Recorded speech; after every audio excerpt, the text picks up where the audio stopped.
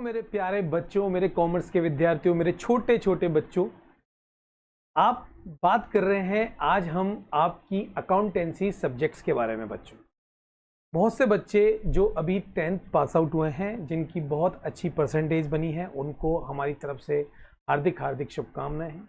जिन बच्चों की एवरेज बनी है उनको घबराने की ज़रूरत नहीं है, और जो बच्चों की वीक बनी है प्लीज़ उसको इम्प्रूव कीजिए, क्योंकि अभी तक आपने केवल और केवल 8th 9th 10th जिसमें आपने बोर्ड पास किया है वहां तक की बात थी। आपने जितना आपका एफर्ट हो सकता है बेस्ट आपने किया है, लेकिन पता ये जो आपकी क्लास है ये इतनी टर्निंग पॉइंट क्लास है क्योंकि आपने सब्जेक्ट ऑप्ट किया है कॉमर्स, और कॉमर्स में भी आज हम जो बात कर रहे हैं वो बात कर रहे हैं, जो हमारी सीरीज चल रही है बच्चा, वो पूरी की पूरी सीरीज चल रही है हमारी अकाउंटेंसी की।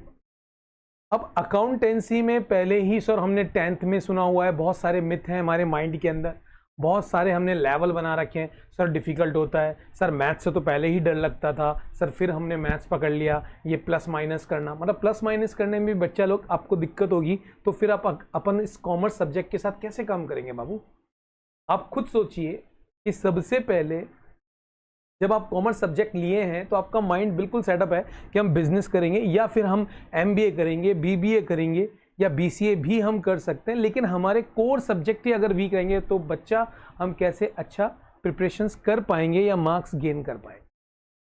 तो आप अगर 90+ वाले स्टूडेंट्स हैं तो आप तो बहुत सीरियस है पहले ही, लेकिन जो बच्चे उससे वीक हैं, जो थोड़ा सा कम मार्क्स लाए हैं, तो उनके लिए तो एक बिगेस्ट अपॉर्चुनिटीज़ है कि अब उनका जो एजुकेशन का लेवल है वो थोड़ा सा चेंज हो गया। मतलब जो हमको EVS से, संस्कृत से, हिंदी से, इंग्लिश से, मैथ्स से, साइंस से डर लगता था, अब तो हमने सब्जेक्ट ही कॉमर्स ले लिया। इसका मतलब अब हम 0 लेवल से हमारी लाइफ को स्टार्ट कर रहे हैं सब्जेक्ट के साथ, और उस मेन सब्जेक्ट्स में अलग अलग बच्चे ये वीडियो देख रहे होंगे। किसी के पास इको होगा, किसी के पास IP किसी ने लिया होगा, लेकिन एक कॉमन सब्जेक्ट आप सबके पास होगा, वो होगा अकाउंटेंसी।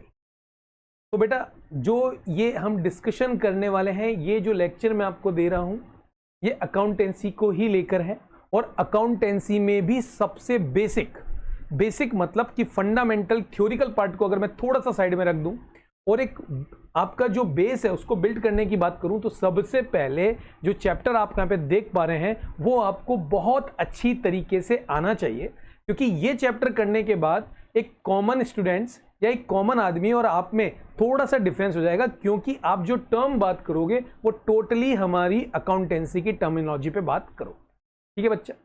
तो ये जो चैप्टर है ये क्लास 11th का फाउंडेशन भी है, प्रैक्टिकल फाउंडेशन भी है, कि आपको टर्म समझ में आनी चाहिए।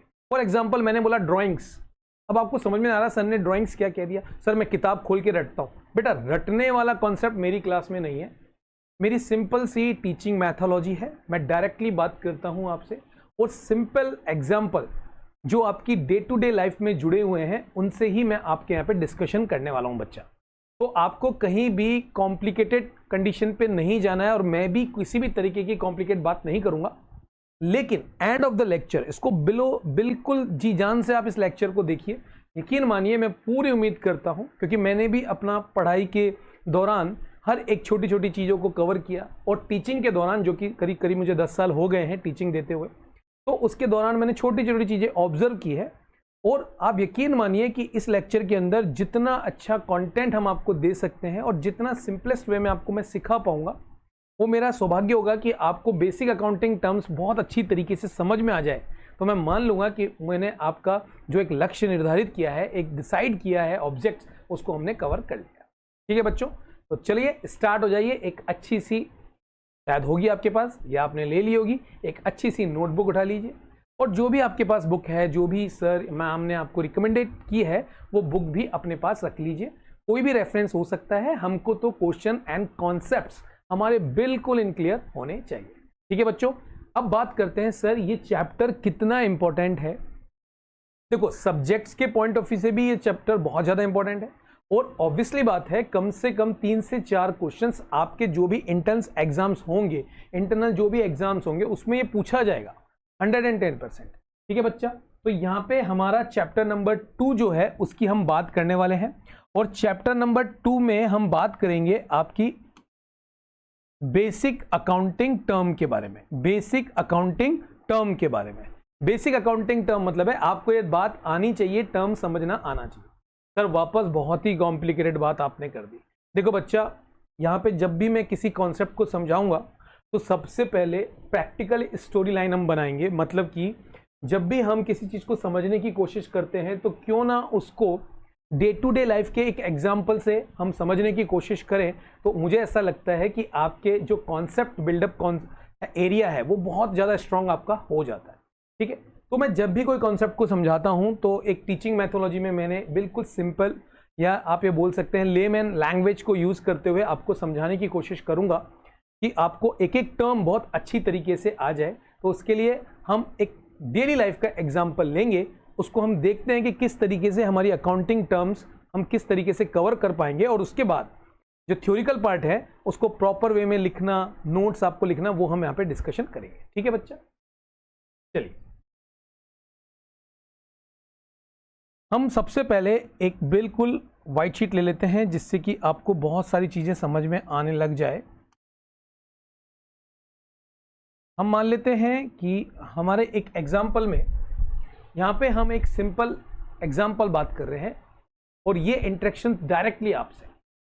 मान लेते हैं कि आपने बैठे बैठे एक माइंड में आपके कॉन्सेप्ट आया कि पापा मुझे बिजनेस करना है, मुझे अपनी दुकान खोलनी है। फॉर एग्जाम्पल बच्चा, छोटे एग्जाम्पल से बात कर रहे हैं, बिल्कुल छोटे से आपको समझाने की कोशिश करेंगे। अब बच्चा ये बताओ, आप जब बिजनेस खोलना चाहते हो, ओपन करना चाहते हो, शॉप खोलना चाहते हो, तो बेटा सबसे पहले मान लेते हैं समझाने के पॉइंट ऑफ व्यू से ये आप हैं। बेटा मेरी डाइनिंग पेंटिंग पे नहीं जाना है, ये आप हैं और आपका हम एक एग्जाम्पल के नाम पे मान लेते हैं, हमारे केस में मिस्टर राम है। मिस्टर राम ने एक दिमाग लगाया कि भैया मुझे बिजनेस करना है, मुझे अपनी एक शॉप ओपन करनी है। ठीक है जी, ये इसने माइंड में सोचा। बताओ सबसे पहले अपने माइंड में ये क्या सोचेगा, इसको क्या चाहिए बताओ, एक कॉमन सेंस की बात में बताओ। आप एक कोई आप खुद अपने ऊपर ले आओ, आप मिस्टर राम हैं, अब बताइए आप क्या चाहते हैं। व्यापार जब आप बिजनेस स्टार्ट करेंगे तो आपको पता है कि यार मुझे पैसा चाहिए, यार सीधी भाषा में बात करें, मुझे अमाउंट चाहिए यार बिजनेस करने। अब आप बैठे रहे, किससे लें किससे लें किससे लें, जब कुछ भी याद नहीं आता तो परम पिता परमेश्वर याद आता है। परम पिता परमेश्वर मतलब कि भगवान तो आपके साथ में है ही, लेकिन जो नीचे भगवान हैं, जो आपके साथ हैं, जो आपकी बात सुनते हैं, आपके लिए पूरा वर्क करते हैं, सुबह से शाम जाते हैं, परम पिता परमेश्वर मतलब पिता, मतलब कि आपके पापा। आपने अपने पापा के पास गए, बोले देखो देखो पापा मेरे को एक आइडिया है, मेरा बहुत इंटरेस्ट है, मैं आइसक्रीम बहुत अच्छी खाता था, तो क्यों ना मैं आइसक्रीम शॉप खोल दूं मार्केट के अंदर। तो मैं एक बिजनेस करना चाहता हूँ, छोटी सी शॉप करना चाहता हूँ। पापा मैंने पता लगा लिया, टोटल मुझे 2 लाख रुपए दे दो। एक छोटा सा फिगर हम लेके चल रहे हैं बच्चा, जिससे आपको समझ में आए कि प्रैक्टिकल क्या है। ठीक है, पापा ने बोला ठीक है कोई दिक्कत नहीं, तू बिजनेस करना चाहता है, सिमरन जी ले अपनी जिंदगी, ये ले 2 लाख रुपए। अब बच्चा आपके क्वेश्चन ये आया होगा, सर मैं अपने मित्र से भी तो ले सकता था, ले लो कोई इशू नहीं है। अगर वो आपको बोल रहा है ये 2 लाख रुपए ले, आराम से बिजनेस कर, जब तेरे पास आ जाए तब तू मुझे चुका देना, वो बात ठीक है। लेकिन अगर फ्रेंड ये बोल रहा है 2 लाख रुपए ले और 1 महीने से तेरा इंटरेस्ट चालू हो जाएगा 10%, 2 लाख का 10% तू मुझे देता रहना हर महीने, तो आपके ऊपर तो शुरू में ही एक लायबिलिटीज बन गई ना। तो अगर हम सही अप्रोच से चल रहे हैं और हमारे पास एक ऐसा फाइनेंशियल सोर्स है जिससे हमको पैसा मिल जाएगा, देंगे उनको, रिटर्न करेंगे, लेकिन इतनी जल्दी हमारी अकाउंटेबिलिटी नहीं है कि हम उनको कुछ ना कुछ दें। तो आपने उनको टाइम मांगा, तो आपके फादर से आपने टाइम मांगा और आपके फादर ने बोला कोई ना, आप एक काम करो, ये मेरे 2 लाख रुपए रखो। 2 लाख रुपए दे दिए, मतलब कि आपके हाथ के अंदर 2 लाख रुपए बेटा आ चुका है, मतलब कि आपके पास 2 लाख रुपीस आपके हाथ में आ चुका है। आप तो बड़े ही खुश हो गए हैं, आपके पास 2 लाख रुपए आ गए। देसी भाषा में बात कर रहा हूं, 2 लाख रुपए आपके हाथ में पड़े। अब आपने बोला ठीक है यार, पापा ने मुझे 2 लाख रुपए दे दिया, पापा ने बोला मैं कहीं भी कुछ भी नहीं देखूंगा, तू तेरा बिजनेस जैसा मर्जी है वैसे चला। अब आपके बड़ी टेंशन होगी क्योंकि आपने पैसा ले लिया बाबू, और जब आपने पैसा ले लिया तो आपके पास पॉकेट में जब अभी आपके पास कोई पैसा नहीं है, कोई टेंशन नहीं, जैसे आपके पास 100 रुपये आ गए आपका दिमाग घूमने लग जाता है, आज हम ये खाएंगे, आज हम ये खाएंगे, पताशी वाले से पताशी खाएंगे, पिज्जा खाएंगे, बर्गर खाएंगे, बहुत सारे विचार रहते हैं, क्योंकि ऐसे विचार आते हैं जैसे आपके पास है 100 रुपये लेकिन आप खर्च कर सकते हैं 1000 रुपीज। ठीक है, तो वैसे ही आपके पास 2 लाख रुपए। अब आपके पास धीरे धीरे टेंशन आनी चलोगे, पापा ने 2 लाख रुपए दे दिए, अब 2 लाख रुपए आ गए, 2 लाख रुपए आ गए, क्या करें? चलो यार जल्दी जल्दी भगते हैं मार्केट में, देखते हैं हमारे जो मार्केट है पास का, जहाँ पे बहुत ज़्यादा भीड़ होती है, क्यों ना वहाँ पे एक अपन दुकान ले लें। तो इसको हम समराइज करने के पॉइंट ऑफ व्यू से मान लेते हैं हम एक रोड साइड पे चले जाते हैं।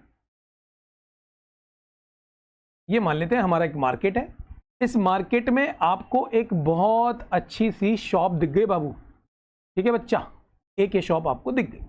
ये शॉप की लोकेशन बहुत अच्छी थी, आपने देख लिया लोकेशन बहुत अच्छी है, बाहर आराम से जो भी आएगा कस्टमर आएगा मेरा, वो आराम से खड़ा हो सकता है, आराम से बात कर सकता है। इस तरीके से आपने पूरा का पूरा जगह लोकेशन देखी। अब जो इस शॉप के मालिक थे, जो भी इनके ओनर थे, मान लेते हैं एक एग्जाम्पल के तौर पर ये मान लेते हैं इनके ओनर थे, इस शॉप के ओनर, याद रखिएगा इस शॉप के ओनर की बात कर रहा हूं मैं। इस शॉप के ओनर के पास आप गए और आपने बोला सर सर सर मुझे आपकी शॉप पसंद आ रही है, तो क्यों ना मुझे शॉप दे देंगे, मैं आपको रेंट दे दूंगा। ठीक है, शॉप वाले ने बोला ठीक है भाई, मैं 10,000 रुपये पर मंथ आपसे लूंगा, 10,000 रुपीज मैं पर मंथ लूंगा। ठीक है, आप दोनों की म्यूचुअल एग्रीमेंट हो गया और आपने 10,000 रुपीज, याद रखना पर मंथ, आपने डिसाइड कर लिया कि पर मंथ आप इसको 10,000 रुपीज रेंट के देंगे। ठीक है सर, ओके सर, डन। आप बड़े खुश हो गए क्योंकि एक शॉप के आप मालिक तो हो गए, ठीक है, आप किराया दे रहे हो लेकिन शॉप आपके पास बच्चा आ गई। ठीक है, अब बताओ, जैसे ही आपने शॉप का शटर जो है वो ऊपर किया तो आपको 4 दीवार दिखी चारों तरफ की, और ऊपर एक दीवार दिखी, बाकी कुछ नहीं था। बाकी थे तो क्या थे, जो जाले होते ना मकड़ी के, वो थी, छिपकलियां थी, ठीक है, जो बच्चे डर जाते हैं, कॉकरोच थे, इन सबको आपने देखा, आप बहुत घबरा गए। आपने सबसे पहले तो बोला भैया इसको सबको क्लीन करो, मुझे बिल्कुल नीट एंड क्लीन चाहिए। मान लेते हैं, जस्ट इमेज करते हैं ना स्टोरी लाइन को, आपने जाके उसकी सफाई करवा दी, बिल्कुल नीट एंड क्लीन हो गया। और मान लेते हैं एग्जाम्पल के तौर पर, मान लेते हैं कि आपने उसको अच्छा डेकोरम बनाने के लिए रंग वंग भी करवा दिया, एक बंदे को लाए, भैया रंग वंग कर दे, कलर वलर कर दे, अच्छा सा कर दे, तेरे को हम पैसा दे देंगे। इसको डेकोरम के लिए आपने एक अच्छा सा पैसा लगा दिया, लेकिन अभी उसको हम छोड़ देते हैं। मान लेते हैं आपकी दुकान बिल्कुल रेडी, मतलब खाली खाली बिल्कुल जो स्पेस है वो बिल्कुल रेडी हो गया। बच्चा बताओ, बच्चा सबसे पहले क्या करोगे? अब आप सोचो यार इसका सेटअप करना है, तो जो हमको आइसक्रीम जहाँ पे रखनी है, जो आपके ये बोलते हैं कि आपके जो बोर्ड्स होते हैं जिसके अंदर आप आइसक्रीम को रखते हैं, कोल्ड स्टोरेज जिसे कह देते हैं, वो आप खरीदते हैं। मान लेते हैं आपने ये कोल्ड स्टोरेज खरीद लिया, इसको हम अलग कलर से दिखा देते हैं जिससे कि आपको आसानी से समझ में आए। बढ़िया सा आपने इस तरीके की एक मशीन लगा दी, यहाँ पे इस तरीके की एक मशीन लगा दी, आपने यहाँ पे अपना एसी लगा दिया, थोड़ा सा बढ़िया सा एसी लग गया। मान लेते हैं सिटिंग भी आपने लगा दी, भाई लोग आराम से बैठे बात कर सकते हैं, इस तरीके का आपने एसी लगा दिया। कोल्ड स्टोरेज का सिस्टम आपने मैनेज कर दिया, आपने फर्नीचर लगा दिया, कुछ इस तरीके का आपने केवल आपने ये सब चीज़ें आपने किसी शॉप से ला के जिससे भी खरीदनी थी आपने खरीद दिया। अभी तक भी आपने आइसक्रीम नहीं डाली है, कौन सी भी कंपनी की आप आइसक्रीम लाना चाह रहे हो वो अभी आप तक नहीं रखी है, अभी केवल आपने इस तरीके का पूरा एक अच्छा सा स्ट्रक्चर बच्चा बना लिया है। ठीक है, कुछ अमाउंट इसमें खर्च हो गया होगा, जो भी एसेट्स का अमाउंट होगा वो खर्च हो गया होगा। असेट्स मैंने बोला मतलब क्योंकि आपने एसी लगा दिया, ये आपका ही तो रहेगा। कोई कस्टमर कुछ भी आपका आइसक्रीम खाने आएगा तो एसी थोड़ी निकाल के दे दोगे, फर्नीचर थोड़ी आपका ले जाएगा, तो ये आपकी तो संपत्ति है भाई, सिंपल सी बात, ये आपकी असेट्स है। ठीक है बच्चा, मान लेते हैं ये सब आपने सेटअप कर लिया और अच्छा खासा आप अपने यहाँ पे सेठ जी जैसा एक कुर्सी लगा के यहाँ पे आप बैठ गए कि भैया अब मैं काउंटर पे बैठूंगा, काउंटर पे देखूंगा मेरा सेटअप हो चुका। बैठे बैठे ख्याल आया यार आइसक्रीम तो लाओ, कितनी वेराइटी ऑफ आइसक्रीम लानी है वो तो लाओ, खरीदो तो सही। तो आपने बैठे बैठे फोन लगाया, देखते हैं यार कौन सा मार्केट अच्छा है। आपको गुजरात में एक बहुत अच्छा मार्केट दिखा जहाँ पे डिफरेंट टाइप की आइसक्रीम्स अवेलेबल है और वो आपको यहाँ पे पहुँचा देंगे, डिलीवर की सुविधा भी यहाँ पे मिल रही है। फिर गुजरात में बहुत बड़ा मार्केट आइसक्रीम का है, तो वहाँ पे जाके आपने सर्च किया। फॉर एग्जाम्पल हम मान लेते हैं हम गुजरात के एक मेन मार्केट में चले गए, या फ़ोन से बात हो गई, यहाँ पे आपको बहुत सारी शॉप्स थी जो डिफरेंट टाइप के फ्लेवर की आइसक्रीम्स देती है। मैं किसी कंपनी की बात नहीं कर रहा हूँ, ए बी सी इतनी सारी शॉप्स आपके पास थी। आपने देखा मार्केट में बहुत सारी शॉप्स है, चलो इनमें से किसी एक को आपको पसंद आ गया। मान लेते हैं 20 आपकी शॉप आपको पसंद आ गई, उसके जो आइसक्रीम का फ्लेवर है, टेस्ट है, जो उसका वेट है वो ज़्यादा है, आपको पसंद आ गया। आपने बोला ठीक है सर, आप एक काम करिए हमको आइसक्रीम भिजवा दीजिए। तो इन्होंने आपको आइसक्रीम भिजवा दिया और आइसक्रीम आ गई आपकी शॉप के अंदर। इसको हम थोड़ा सा हाईलाइट कर लेते हैं जिससे आपको थोड़ा सा अच्छा समझ में आए। तो साहब आपने यहाँ पे अपने स्टोरेज में बहुत सारी आइसक्रीम कोन्स जो भी होते हैं वो सब आपने फिल कर लिए, ठीक है जी। उसके बाद आपने अपनी जो भी शॉप है उसका नेम यहाँ पे रख दिया है। मान लेते हैं आपने लिखा कोल्ड। कोल्ड करके आपने एक दुकान अपनी खोली जिसके अंदर आप पूरा का पूरा आइसक्रीम मैनेज कर रहे हैं। तो यहाँ से आपकी बी भाई साहब ने यहाँ से आपको बी भाई साहब ने पूरी की पूरी जो भी आपने मंगवाया वो आइसक्रीम आपको दे दी है। ठीक है बच्चा, यहाँ तक क्लियर है? आशा करते हैं हमारी कहानी बिल्कुल समझ में आ रही है। आपने अपनी शॉप, इमेजिनेशन करते रहो, आपकी शॉप बन चुकी, आप बैठ चुके, माल भी आ चुका और वो शुभ मुहूर्त आ गया जिसमें आपने फीता काट दिया और आपकी शॉप स्टार्ट हो गई है। आपने बहुत अच्छा प्रमोशन किया, आपने एडवर्टीजमेंट किया, आपने बहुत सारे एडवर्टीजमेंट करा, आपने डिजिटल मार्केटिंग कराई। मान लेते हैं नया मॉडर्नाइजेशन में है तो आपने इंस्टा पे रील किया, प्रमोट किया, खर्चा किया, आपने बहुत सारे एडवर्टीजमेंट के खर्चे किए, मान लेते हैं। अब जैसे ही आपका ओपन हुआ धीरे धीरे आपके पास लोग आना चालू हो गए। लोगों को पता लगा अरे बहुत अच्छा आपका आइसक्रीम पार्लर खुला है, तो क्यों ना बच्चे बड़े जो भी लाइक करते हैं आइसक्रीम सब आपके पास आने लग गए। ठीक है बच्चा, ये सब आपकी शॉप पे आने लग गए और आपसे पैसे, भैया मुझे आइसक्रीम दे दो, आपने आइसक्रीम ली और रख दिया। बेटा ये छोटा सा सिनेरियो आपके सामने बन चुका है। आपने आइसक्रीम इनको देना चालू कर दिया है, मतलब कि यहाँ पे कस्टमर को आप आइसक्रीम देना चालू कर दिया। ठीक है, यही तो होता है। 1 दिन हुआ, 2 दिन हुआ, 3 दिन हुआ, 4 दिन, 5, 6 दिन, ऐसे कॉन्टिन्यूसली आपका प्रोसेस चल रहा है। अब देखो बेटा, अगर मैं इस कहानी को पूरी समझाने की कोशिश करूं और अकाउंटिंग टर्म से इसको जोड़ूं तो सबसे पहले बात, जब भी कोई बंदा, मतलब ये जो है आप अकेले काम कर रहे हैं, आप अकेले मालिक हैं, आप सारे डिसीजन आपके हैं, प्रॉफिट भी मेरा, रिस्क भी मेरा, लॉस भी मेरा, सब कुछ आपका। दूसरे को, किसी को भी आप इन्वॉल्व नहीं कर रहे हो, आप ही मालिक हो। याद रखना बेटा, जो अब इसका मालिक एक ही है, सोल प्रोपराइटर। जब किसी व्यापार का मालिक केवल एक है उसको बोलते हैं सोल प्रोपराइटर। ये टर्म आपको सुनने को मिलेगी कि सोल प्रोपराइटर है, भैया मैं अकेला काम करता हूं, सारे डिसीजन मेरे हैं, क्या खरीदना है क्या नहीं खरीदना। तो यहां पे आपको एक टर्म निकल के आ रही है जिसको बोलते हैं हम सोल प्रोपराइटर। ठीक है भैया, यहां पे क्लियर है? एकल स्वामी, हिंदी वालों की बात करें तो अकेला मालिक। ठीक है सर, ये भी ठीक है सर। इसने अपने बिजनेस में अपने पापा से, मतलब आपने अपने पापा से 2 लाख रुपए लिए थे। सर ये रुपए नहीं, इसने बिजनेस स्टार्ट किया था, इनिशियली लेवल पे इसने बिजनेस स्टार्ट किया था जिसमें इसने 2 लाख रुपए लिए थे और पापा ने जाते जाते एक और बात बोला, चल तू यार व्यापार करेगा, बिजनेस करेगा, एक काम कर, मेरा कंप्यूटर भी रख ले। अब कंप्यूटर की वैल्यू मान लो 10,000 है और 2 लाख रुपए ने दिए, तो उस कंडीशन में इन काइंड और कैश, चाहे तो इन काइंड में कुछ उन्होंने दे दिया, ये ले सोना पकड़, उसकी एक वैल्यू हो गई, और 2 लाख रुपए कैश दे दिया। तो ये दोनों मिलके फिर बोल रहे हैं हम आपको कैश और इन काइंड, इसके अलावा भी कुछ उन्होंने दे दिया और फिर आपने बिजनेस स्टार्ट किया। तो ये ओवरऑल ये 2 लाख रुपए बेटा जो होगा ना, उसको हम टर्म बोलेंगे कैपिटल। याद रखिएगा, कैपिटल या तो वो कैश की फॉर्म में हो सकता है या इन काइंड की फॉर्म में हो सकता है, कुछ भी फॉर्म में हो, इनिशियली लेवल पे जो भी मिला है वो कंबाइंड होके क्या कहलाएगा बेटा? कैपिटल। तो राम ने बिजनेस स्टार्ट किया 5 लाख रुपए से। अच्छा, राम ने कैपिटल लगाई है सर 5 लाख रुपए की, क्लियर है? ठीक है। उसके बाद जो आप यहाँ पे देख पा रहे हो, जो मिस्टर राम है उसका काम क्या है? यहां से वो आइसक्रीम खरीद रहा है और यहां पे इस कस्टमर को बेच रहा है। इसका मतलब वो बना नहीं रहा है सर, वो ट्रेडिंग कर रहा है। ट्रेडिंग का मतलब क्या होता है? खरीद रहा है और बेच रहा है, इसमें उसका कोई पार्ट नहीं है। फॉर एग्जाम्पल, आपने मान लेते हैं कोई भी एजेंसी ली, तो आप बना थोड़ी रहे हो यार, आप तो खरीद रहे हो, खरीदने का ऑर्डर दे रहे हो और सामने वाले को बेच रहे हो। तो आप किस टाइप का बिजनेस कर रहे हो? ट्रेडिंग बिजनेस कर रहे हो। सर मान लो अगर हम बनाते फिर बेचते तो ठीक है, आप मैन्युफैक्चरिंग का काम कर रहे हो यार, आप बना रहे हो, आपका आउटलेट खोल रहे हो, बेच रहे हो, ठीक है, तो आप मैन्युफैक्चरिंग का काम कर रहे हो। यहां पे क्लियर है ये बात? तो यहां पे बच्चा आप कौन सा काम कर रहे हो? ट्रेडिंग का काम कर रहे हो। ठीक है जी। आपका बिजनेस का नाम क्या है? कोल्ड, क्योंकि आपने बिजनेस का नाम क्या रखा? कोल्ड रखा। ठीक है जी। बहुत ध्यान से समझना, जो बहुत ही इंपॉर्टेंट टर्म है कि सर जो हमने एसी लगाया, जो हमने कोल्ड स्टोरेज लगाए, जो हमने फर्नीचर लगाया, ये सब हमारे लिए क्या है? ये बेटा आपके लिए कोई ऐसा तो नहीं है आज आपने खोला कल आप इसको बेच दोगे, नहीं बेचोगे ना, ये तो आपको कंटिन्यूसली सपोर्ट करेगा आपकी सेलिंग एक्टिविटी में।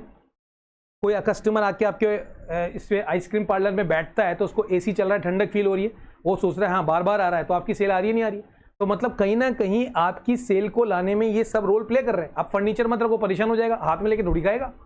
तो कहीं ना कहीं ये आइटम आपको सपोर्ट कर रहे हैं ना। तो ये जो आइटम है जो आपकी डे टू डे एक्टिविटी जो हो रही है उसको सपोर्ट कर रहे हैं, तो इसको हम ग्रुप में क्या बोलते हैं? असेट्स। असेट्स हिंदी में बात करूं तो संपत्ति है साहब हमारी। क्लियर है? असेट्स।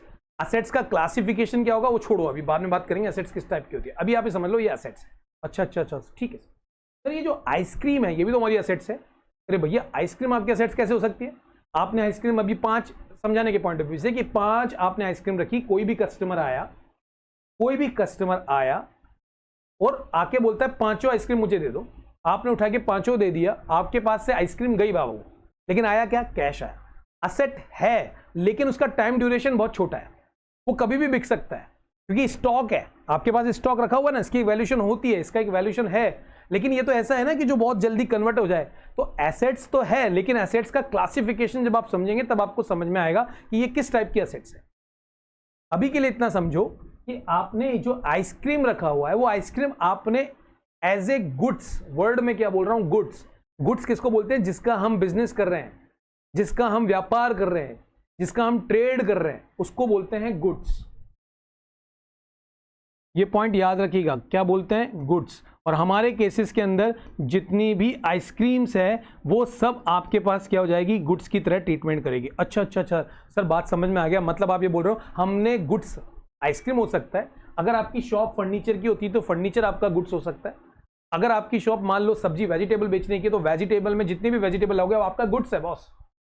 अब आप जिस भी बंदे से इसको खरीद रहे हो, हमारे केसेस के अंदर हम मिस्टर बी से इसको खरीद रहे हैं, ये हमारा है सप्लायर। पॉइंट याद रखना, सप्लायर हमको सप्लाई कर रहा है, ये हमारा सप्लायर है क्योंकि हमने इसको पैसा दिया है और पैसा देकर बोला ला भैया हम बी से क्या सी से भी ले सकते थे पैसा देके, तो ये हमारा क्या हो गया? सप्लायर। अब समझना, जब ये आइसक्रीम आपके पास आ रही है, आपके बिजनेस में ये आइसक्रीम आ रही है, तो आपने कोई ना कोई गुड्स को लेकर एक्टिविटी करी है और उस एक्टिविटी को हम बोलेंगे हमने बाय किया है, लेकिन हम अकाउंटिंग टर्म में उसको क्या बोलेंगे बच्चा? परचेज। जब भी, फिर वापस बोल रहा हूं, जब भी हम गुड्स को खरीदेंगे, बाय करेंगे, तो हम यूज करेंगे परचेज टर्म्स। सर अब हमारे माइंड में एक चीज और है, सर आपने बोला बाय कर, सर ये एसी भी तो आपने खरीदा था, ये भी तो आपने किसी दुकान से खरीदा, तो आप एसी बेचने का काम कर रहे हो क्या? ये तो आपकी असेट्स है। तो असेट्स जब भी आप बाय करोगे तो उसके नेम से आएगी भाई, बिजनेस में आपके असेट्स नेम से आएगी। और बिजनेस कहता है कि जब आप अकाउंटिंग करते हो तो मिस्टर राम की अकाउंटिंग नहीं कर रहे हो, मालिक की अकाउंटिंग नहीं कर रहे हो, आप बिजनेस की अकाउंटिंग कर रहे हो, सेपरेट लीगल एंटिटी। देखना मेरे थ्योरिकल पार्ट के अंदर कि दोनों अलग अलग होते हैं। सर हम किसकी एंट्री करते हैं? आप हमेशा बिजनेस की एंट्री करते हो, मालिक से कोई लेना देना नहीं होता। तो बिजनेस में तो आपके पास असेट्स आ रही है ना, तो आप बिजनेस के पॉइंट ऑफ व्यू से सोचो, इस कोल्ड स्टोरेज के पॉइंट ऑफ व्यू से सोचो कि सर आइसक्रीम आया, this is known as the goods. Sir assets आई, ठीक है, वो असेट्स के नेम से आएगी। ये डिफरेंस बहुत क्लियर होना जरूरी है। तो जब भी आप गुड्स बाय करते हो तो उसको टर्म बोलते हैं हम परचेज। अच्छा अच्छा अच्छा। और सर ये आइसक्रीम जब हम इनको बेच रहे हैं तो उसको बेटा कौन सी टर्म बोलते हैं? उसको बोलते हैं सेल्स। तो परचेज एंड सेल्स ये दो टर्म गुड्स के लिए आती है। अच्छा सर एक और भी तो आती है सर, मान लो हमारा opening stock and closing stock, सुना हुआ तो है ओपनिंग स्टॉक क्लोजिंग स्टॉक। अरे भाई सिंपल सी बात है, आपने यहां से मान लेते हैं 100 टन आपके कोल्ड स्टोरेज में आइसक्रीम है और आपने आज में 50 टन बेच दी, तो बच्चे सॉरी मान लेते हैं एक फिगर लेते हैं 40 टन आपने बेच दी, तो बैलेंसिंग कितना रह गया? 60 टन ना। तो 100 टन जो है, 100 टन जो है वो आपका ओपनिंग स्टॉक हो गया, और जो लास्ट एंड 9 बजे 10 बजे जब दुकान आप बंद करते हो उस समय जो आपके पास बचा रह गया, this is known as the closing stock. और जब आप अगले दिन दुकान खोलोगे तो वो 60 केजी ही तो आपका ओपनिंग स्टॉक बन जाएगा। फिर 60 में से आपने टन में से, माफ कीजिएगा केजी नहीं, टन में से आपने 20 टन बेच दिया, तो बच्चा कितना रह गया बच्चा?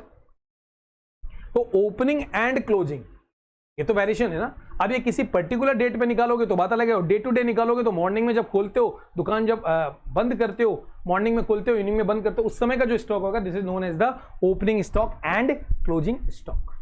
ठीक है, लेकिन अभी के लिए हम परचेज टर्म समझ चुके हैं, सेल्स समझ चुके हैं, आगे बढ़ते हैं। अब क्या होगा वो जरा देखते हैं। एक और चीज हो रही है आपके बिजनेस में, जरा ध्यान से आप देखेंगे तो आपकी डे टू डे एक्टिविटी चल रही है और अच्छा खासा आप अपना काम कर रहे थे। एक दिन क्या हुआ, आपने आपकी आइसक्रीम इस वाले कस्टमर को दी और ये कस्टमर अपने घर चला गया। याद रखिएगा, स्टोरी पकड़ के रखिएगा। इसने अपने घर जाके आपने जो भी आइसक्रीम दी थी उसको इसने ओपन किया और आइसक्रीम बिल्कुल खराब थी, बिल्कुल खराब आइसक्रीम थी। बताओ क्या करेगा? जल्दी जल्दी दौड़ते दौड़ते दौड़ते आपकी शॉप पे आता है और आपको कुछ बोलता है और बोलता है भाई साहब ये आपने बहुत गंदी दी है आइसक्रीम, बिल्कुल गंदी आइसक्रीम दी है, बहुत ही एक्सपायरी डेट की दे दी, बेकार दे दी, जो भी मैटर था XYZ। बताओ, ध्यान से पकड़ना, आपने इसको गुड्स को बेचा तो मतलब आपने सेल किया, ये बंदा वापस आके आपको माल दे रहा है, वापस आके आपको गुड्स दे रहा है। ये जो टर्म्स है this is known as sales return. Sales return याद रखिएगा, सेल्स रिटर्न। बात समझ में आ गया? और सर इसको और भी उर्फ करके भी बोलते हैं क्या? बिल्कुल बोलते हैं, रिटर्न इन वर्ड। रिटर्न इन वर्ड, इन मतलब अंदर वापस आ रहा है। तो कंफ्यूजन होने की जरूरत नहीं है, अगर यहां पे इन वर्ड भी मिल जाए तो ये टर्म भी आपको किसकी निकलेगी? सेल्स रिटर्न की। कोई भी डाउट हो आप कमेंट जरूर दीजिएगा, मैं पूरी कोशिश करूंगा पहले आपके दिमाग में सारी टर्म्स बैठ जाए, फिर उसके बाद हम देखेंगे और डिटेल के अंदर वन बाय वन। तो आपके डे टू डे बहुत सारे ट्रांजेक्शन होते जा रहे हैं, आप इन टर्म को समझते जा रहे हैं। ठीक है, हमारी स्टोरी चलती है। आपने सेल्स रिटर्न हो गए, आपके पास आइसक्रीम वापस आ गई, आपको फिर गुस्सा आया, आपने बोला यार जिसने भेजा ना उसको मैं वापस भेजता हूं। अब आप समझना, आपने ये आइसक्रीम उठा के इस भाई साहब को वापस भेज दी। तो बताओ आपने क्या किया? मतलब बिजनेस के पॉइंट ऑफ व्यू से आपने क्या किया? खरीदा हुआ, परचेज किया हुआ गुड्स आपने वापस रिटर्न कर दिया। इस एक्टिविटी को या इस टर्म को बच्चा क्या बोलेंगे? Purchase return.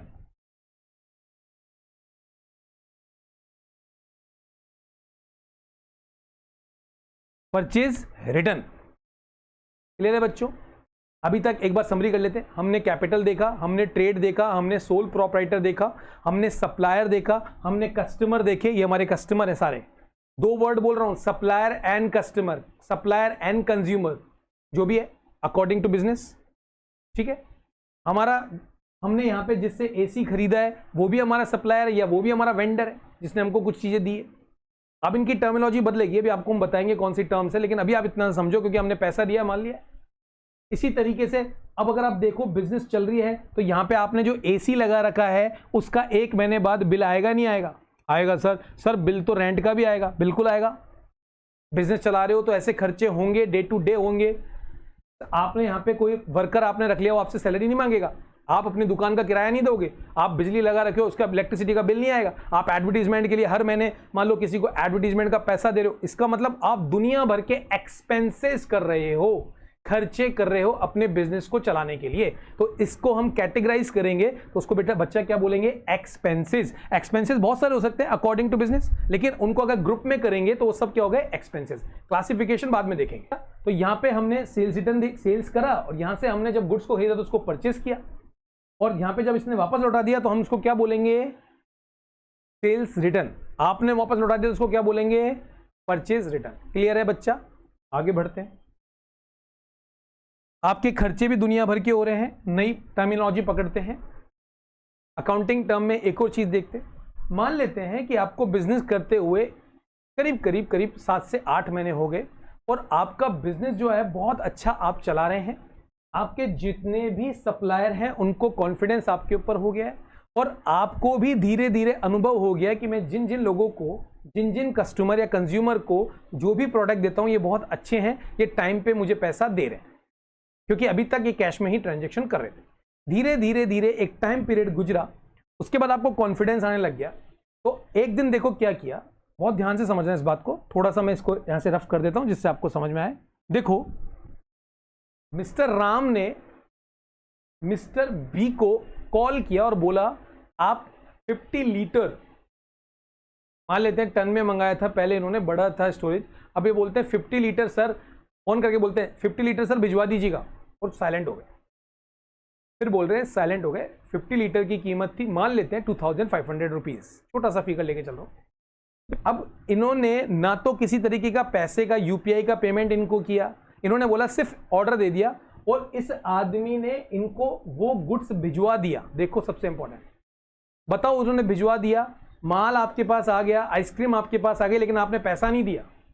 तो अब आपकी जो अकाउंटिंग बुक है, समझना, जो आपकी अकाउंटिंग बुक है, उस अकाउंटिंग बुक में ये आदमी आपका सप्लायर था, बिल्कुल आपको सप्लाई करता था। लेकिन जब आपने उधार में, क्रेडिट में, फिर मैं बोल रहा हूं, आपने क्रेडिट में ट्रांजैक्शन कर लिया, तो अब आदमी, ये जो आदमी है ना, इसको पता है क्या बोलेंगे? क्रेडिटर, लेनदार, आपसे पैसा लेगा क्योंकि आपने उधार में माल खरीद लिया बाबू। अच्छा, उधार में आपने खरीद लिया, जो भी आपके को चुकाना है, आपने उधार में खरीदा है, वो आपका क्रेडिटर है। बच्चे बहुत कंफ्यूज हो जाते हैं, बात समझ में आ रहा है? वो आपका क्रेडिटर है बाबू। ठीक है सर, बहुत अच्छी बात समझ में आ गई। मतलब कि का मतलब सर, मैंने मेरे दोस्त से 200 रुपये उधार लिए थे, तो वो मेरा क्रेडिटर है। बिल्कुल है भाई, और क्रेडिटर है तो चुकाना भी पड़ेगा। चुकाना पड़ेगा मतलब आपकी लायबिलिटी है, और लायबिलिटी मतलब क्या होता है? दायित्व है। तो अगर आप उधार में कोई, चाहे बैंक भी लेते हो, बैंक से कोई लोन लेते हो, तो चुकाना पड़ेगा, वो आपकी लायबिलिटी है। सर एसी तो मेरा असेट्स है, बिल्कुल असेट्स है, लेकिन अगर आपने उधार में कोई काम किया हुआ है तो आपको चुकाना पड़ेगा, ये आपकी लायबिलिटीज है, ये तय बात है।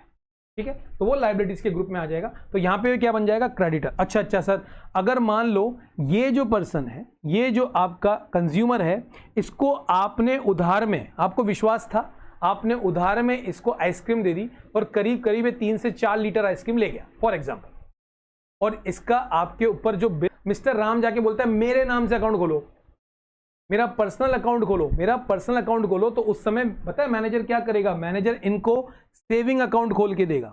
याद रखिएगा, कंफ्यूज नहीं होना चाहिए, सेविंग अकाउंट खोल के देगा। वहीं इसने बोला नहीं नहीं, मुझे तो मेरे बिजनेस का अकाउंट खोल के दीजिए, तो ये पता है कौन सा अकाउंट खोल के देगा? करंट अकाउंट खोल के देगा। अच्छा, कोल्ड स्टोरेज नाम से जो आपका बिजनेस, उसका करंट अकाउंट खोला, ले जाइए। सर फर्क क्या? सेविंग अकाउंट में पहली बात तो लिमिटेशन है। लिमिटेशन मतलब आप बार बार पैसा नहीं निकाल सकते हो, हर छोटे छोटे, क्योंकि आपको सेविंग अकाउंट पे इंटरेस्ट मिलता है, तो कैलकुलेशन में दिक्कत होने वाली है। आज आपने 10,000 रुपए डाले, कल आपने फिर 300 रुपए निकाल लिए, तो इंटरेस्ट करना है हमारे लिए माथाफोड़ी हो गया। पहली चीज, इंटरेस्ट क्या देंगे आपको।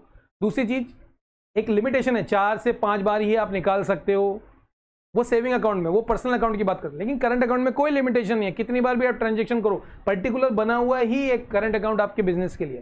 तो यहां पे आपको समझ में आ गया कि एक दो अकाउंट आप बात कर सकते हैं। तो करंट अकाउंट जो बात करेंगे, हमेशा जो टर्म यूज आएगी वो हमारे बिजनेस के अकाउंट की यूज आएगी। ठीक है बच्चों, बहुत अच्छा बिजनेस चल रहा था।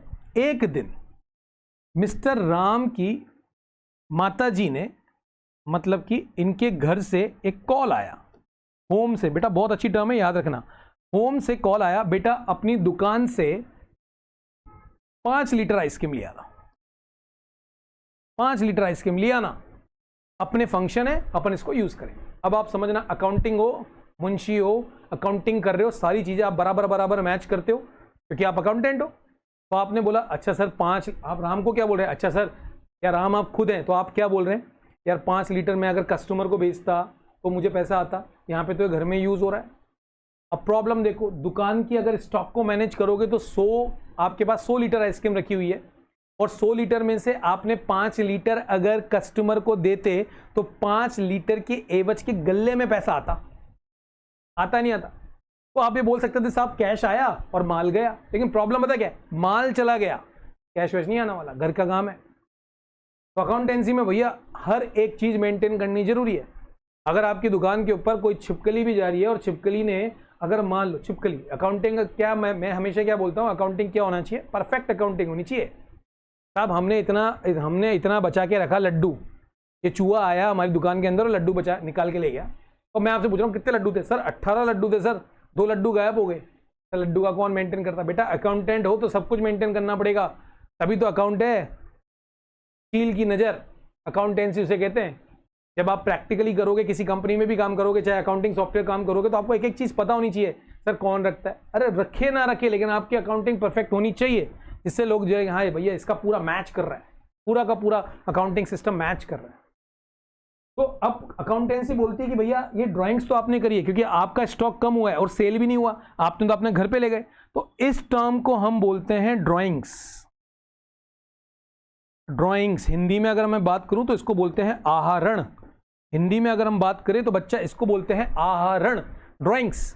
तो ड्राइंग्स केवल आइसक्रीम की हुई है, गले में से पैसा निकाल के मम्मी को दे देते, वो भी ड्राइंग्स है, वो भी बच्चा ड्राइंग्स है।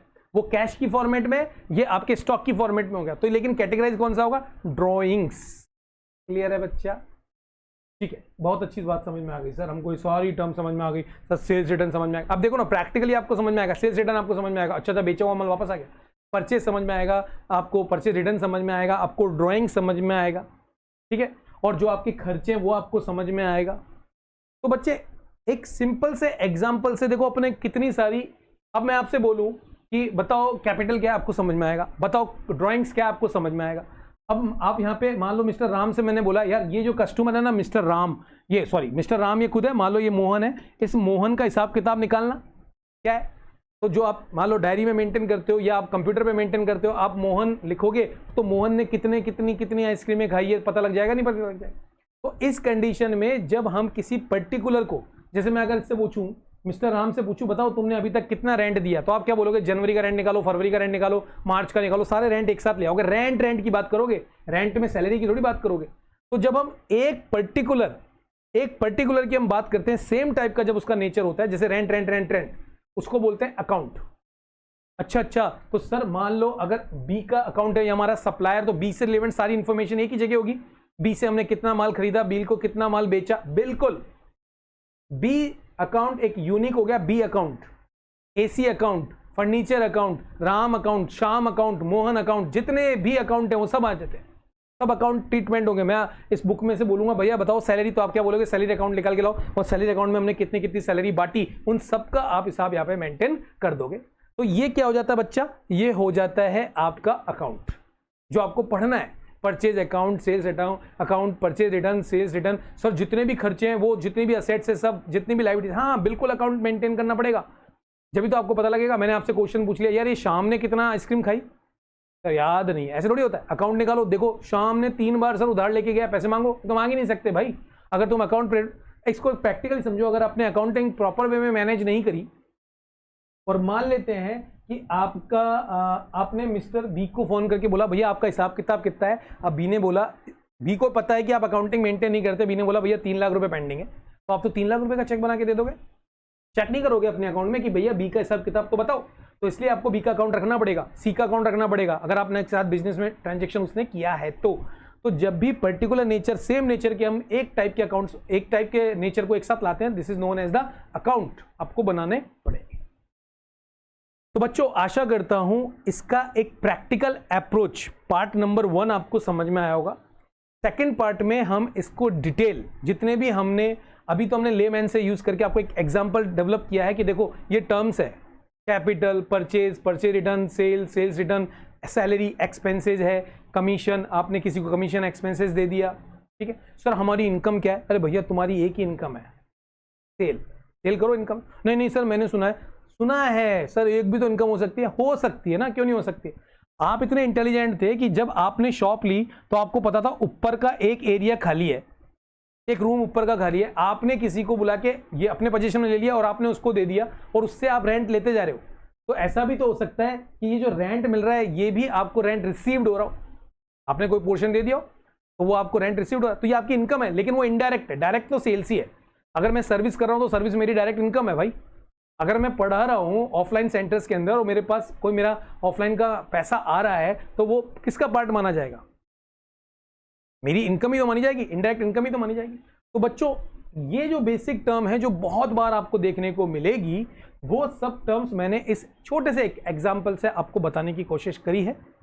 अगर आपको ये सेशंस मेरा बहुत अच्छा लग रहा है, आपको कोई भी डाउट हो, पहली बात तो कमेंट जरूर दें, और प्लीज़ अपने जितने भी मित्र हैं, चाहे वो आपके स्कूल के हों, चाहे कहीं किसी कोचिंग में जाते हों, जिनके कॉन्सेप्ट्स थोड़े से वीक हैं, नहीं क्लियरिटी हो रही, उनको जरूर इस तरीके दीजिए, क्योंकि मैं हर पॉइंट को इसी प्रैक्टिकल एग्जाम्पल से समझाऊंगा, इसी तरीके के एग्जाम्पल समझाऊंगा, और इसके बाद फिर इसकी प्रैक्टिकल अप्रोच, थ्योरी हम कैसे लिखेंगे, थ्योरी के डिटेल पीपीटी आपको मिल जाएगी। आरओ कॉमर्स क्लासेस का मेरा टेलीग्राम में आपको नोट्स भी मिल जाएंगे।